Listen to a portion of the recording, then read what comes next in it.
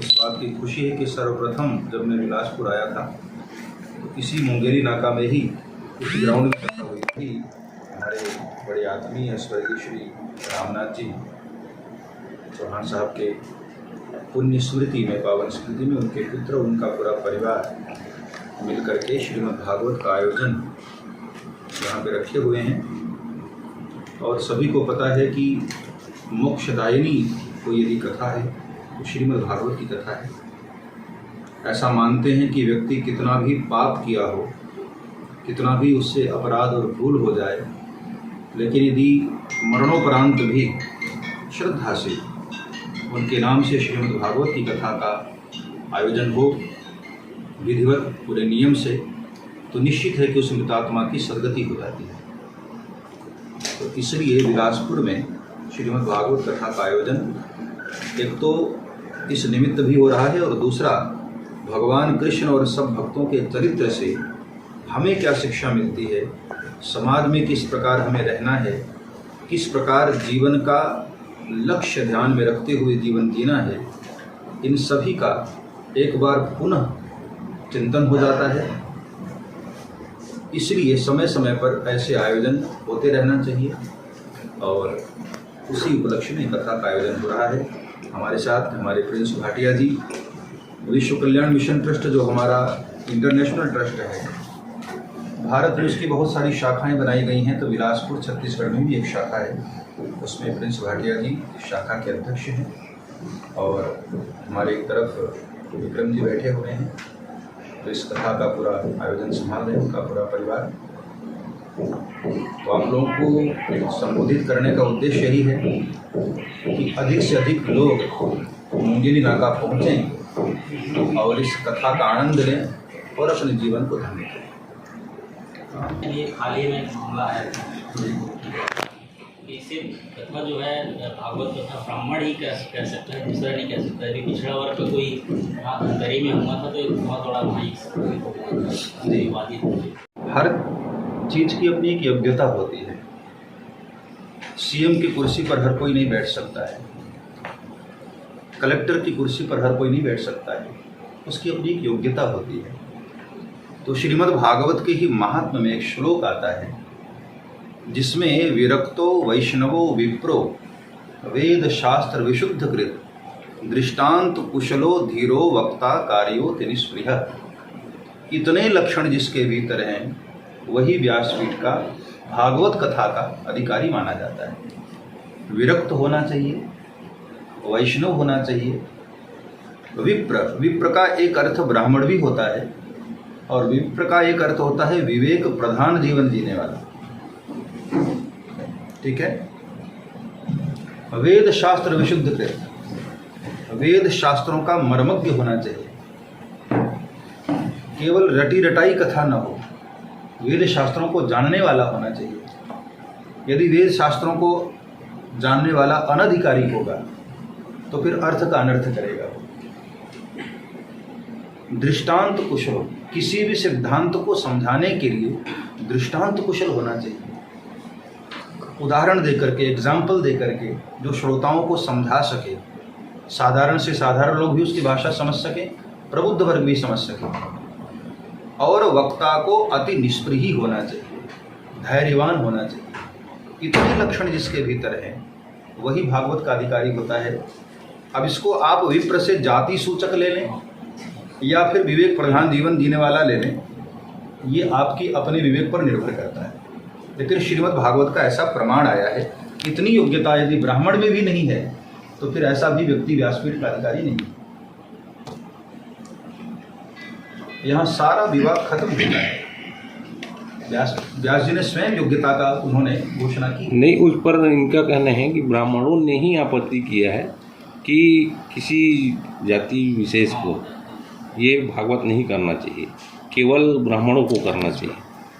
देखिए, ऐसा है, इसमें विवाद बहुत पुराना चला रहा है। सबसे पहले तो ये कि जाति जन्म से मानी जाए या कर्म से मानी जाए, ये बहुत लंबा विवाद का विषय है, शास्त्रार्थ का विषय है। भगवान कृष्ण ने गीता में कहा, चातुर्वर्ण्यम मया सृष्टम गुण कर्म विभागशः। ये 4 वर्ण जो मैंने बनाए हैं, गुण और कर्म के अनुसार इनका हमने विभाजन किया है। जो गुणवान ब्राह्मण है वही श्रेष्ठ ब्राह्मण कहलाता है। ब्राह्मण का जन्म तो हो लेकिन वो पतित हो, तो ऐसा ब्राह्मण फिर व्यासपीठ का अधिकारी कैसे हो सकता है? योग्य ब्राह्मण ही व्यासपीठ का अधिकारी होगा, अयोग्य ब्राह्मण व्यासपीठ का अधिकारी नहीं हो सकता है। तो ऐसा नहीं कि कोई जन्म ले लिया ब्राह्मण कुल में और व्यासपीठ पर बैठने का अधिकारी हो गया, नहीं। जब तक उसके भीतर योग्यता नहीं आएगी तब तक ऐसा ब्राह्मण भी व्यासपीठ पर बैठने का अधिकारी नहीं हो सकता है। सूत जी ने भागवत की कथा गाई है। सूत जी के जाति संबंध में कोई बहुत प्रामाणिक ठोस प्रामाणिक बातें नहीं मिलती हैं। तो जब सूत जी कथा भागवत की गा सकते हैं तो फिर योग्य व्यक्ति क्यों नहीं गा सकता है? मैं इस बात का खंडन नहीं कर रहा हूँ, बड़ी विनम्रता से निवेदन कर रहा हूँ उन सभी विद्वान ब्राह्मणों को कि इस पर भी एक बार हमको विचार करना चाहिए कि जब सूत जी ने भागवत की कथा गाई है, व्यास जी के शिष्य थे वो, तो इस बात को विचार रखते हुए, विचार करते हुए तब इस बात पर आगे हमको वक्तव्य देना चाहिए। कल मूवी को टैक्स फ्री करना चाहिए, नहीं करना चाहिए? केवल टैक्स फ्री करने से बात नहीं बनेगी। वहाँ के ब्राह्मणों को, वहाँ के पंडितों को न्याय मिलना चाहिए। मैं तो उस पक्ष में हूँ कि आज इतने वर्ष हो गए, 30 वर्ष हो गए, हमारे अपने ही आज़ाद भारतवर्ष में वो न्याय के लिए भटकें, ये भारतवर्ष के लिए शर्म की बात है। तो मैं तो भारत की सरकार से यही प्रार्थना करूँगा कि उनके साथ न्याय हो, कम से कम उनके रहते न्याय हो जाएगा तो उनको आनंद होगा। अपने देश के कानून पर, अपने न्याय पर उनको भरोसा बनेगा कि भले ही विलंब हो जाता है लेकिन देर हो सकती है, लेकिन अन्याय नहीं होता हमारे देश में। इसका एक उदाहरण प्रस्तुत करना चाहिए और इसी तरह का न्याय सारे देश में हर किसी के लिए होना चाहिए। एक ही कानून, एक ही न्याय व्यवस्था हर किसी के लिए होना चाहिए। इस पर ही सरकारों को कदम बढ़ाना चाहिए कि कोई बड़ा पैसे वाला है या कोई बड़ा प्रबुद्ध है या कोई बड़ा वीआईपी है, उसके लिए न्याय की दृष्टि अलग हो और एक साधारण व्यक्ति के लिए अलग हो। ऐसी न्याय व्यवस्था नहीं होनी चाहिए। सभी के लिए समान न्याय व्यवस्था होनी चाहिए। और कश्मीरी ब्राह्मणों के साथ, पंडितों के साथ वास्तव में अत्याचार हुआ। मैंने भी फिल्म देखी है और देखने के बाद मैंने यही महसूस किया कि वास्तव में उनके साथ अत्याचार तो हुआ है। और जिस वक्त मैं पंजाब के तरफ कथाएं करता था तो सन 2001 या शायद 98 की बात है, मैंने खुद उनके कैंपों में कई ट्रक अनाज भिजवाया है। हमारे भक्तों की तरफ से उधर पंजाब की तरफ बहुत बड़े बड़े काश्तकार होते हैं, चौधरी होते हैं, तो उन लोगों ने बहुत सारा सामान इकट्ठा करके 2 बार मुझे याद है कि मैंने, उस वक्त मेरी आयु कम थी तो मैं उस वक्त जान नहीं पाया था। कश्मीरी पंडित शरणार्थी लोग कहते थे कि वहाँ शरणार्थियों के कैंप में भेजना है, तो मैं उनके दर्द को उस वक्त जाना नहीं था, लेकिन फिल्म देखने के बाद मैंने दर्द महसूस किया और मुझे पश्चाताप होता है कि मैंने और क्यों नहीं भेजा उनके। अब तो 371 भी लागू हो गया है, कुछ उम्मीद लगती है क्या मांग करेंगे? बिल्कुल उम्मीद है। वर्तमान में जो सरकार जिस तरह से अपना कार्य कर रही है, मुझे उम्मीद है, और हमें ही नहीं पूरे साधु समाज को, पूरे सज्जनों के समाज को यही उम्मीद है, यही अपेक्षा है कि निश्चित है कि कश्मीर के साथ न्याय होगा और वहाँ के जो निष्कासित पंडित हैं, हिंदू समाज हैं, उनके लिए न्याय हो और होना ही चाहिए। धर्म की सत्ता स्वतंत्र है और स्वतंत्र ही होनी चाहिए।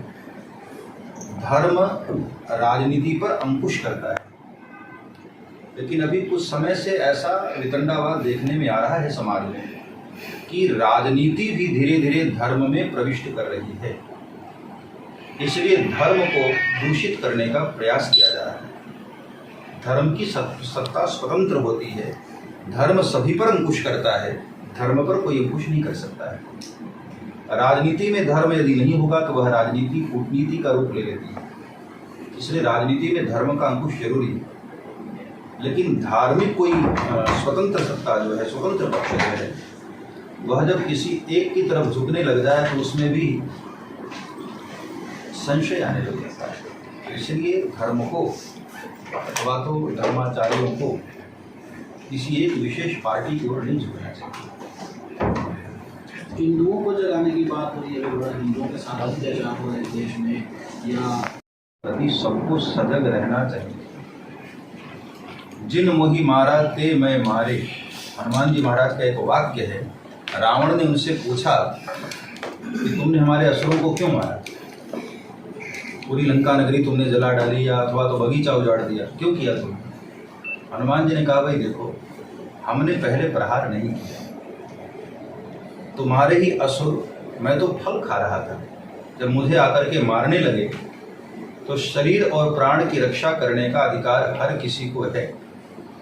तो हिंदुओं को सिर्फ जगाने की जो बात कही जा रही है वो यही कही जा रही है कि तुम सो मत जाना।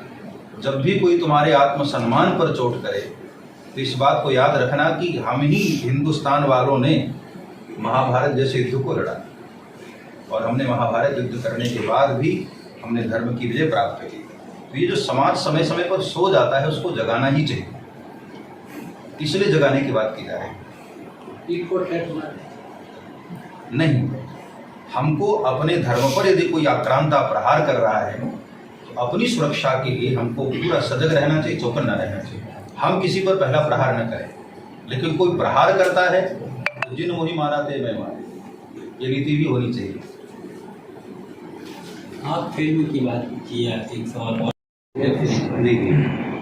काफ़ी सूत्रों में भी रहा, अब भवानी गोपाली और उस मूवी को गलत तरीके से प्रदर्शित किया गया। भाई देखिए, ऐसा क्या है कि मैंने तो उसको देखी तो नहीं है, लेकिन जैसा लोगों ने मुझे बताया कि उसमें बहुत आश्रम का एक गलत रूप दिखाया गया है। किसी भी वस्तु को देखने की दो दृष्टि होती है, पॉजिटिव और नेगेटिव। जिस आश्रम के प्रति लोगों की मानसिकता कुछ चंद लोग बदलने का प्रयास कर रहे हैं, मैं आपको खुली एक बात कह रहा हूँ कि यदि आश्रम न होते, ये मठ न होते, ये साधु संत न होते, तो आज इतने हजार वर्षों के बाद भी लोगों में जो धर्म बचा रह गया है, रामकृष्ण के प्रति जो आस्था बनी रह गई है। 5000 वर्ष बीत गए भगवान कृष्ण को आए, लेकिन आज भी जब हम उनकी जन्माष्टमी मनाते हैं तो ये केवल और केवल देन है इन मठों की, आश्रमों की और साधु संतों की। यदि ये चले जाएं, ये खत्म हो जाएं, तो शायद आज 100 साल के बाद भी कोई जन्मदिन नहीं मनाता है। हमारे परिवार में किसी की डेथ हो जाए तो 10 साल के बाद उसके नाम से भोजन नहीं बनता है, लेकिन इन मठ और आश्रमों की ही देन है कि आज भी हम लोग अपने घर में भगवान के नाम का भोग बनाते हैं, उनकी थाली रखते हैं। जगाए हुए हैं, ये जगाने का कार्य आश्रमों का ही है। तो आश्रम में कोई एक व्यक्ति के गलत हो जाने से पूरा समाज गलत नहीं हो जाता है। अब एक डॉक्टर किसी के पेट में कैंची छोड़ दिया हो, इसका मतलब ये थोड़ी कि सारे डॉक्टर ही गलत होते हैं। तो आश्रम में किसी एक व्यक्ति के चरित्र पर संदेह हो जाने से आश्रम की पूरी व्यवस्था ही डगमग हो गई, ऐसा नहीं होना चाहिए। और जो इस तरह की बातें दिखा रहे हैं, ऐसे लोगों से मैं यही कहूँगा कि चारों धर्मों के समान अधिकारों को, समान बुराइयों को दिखाएं। किस धर्म में बुराई नहीं।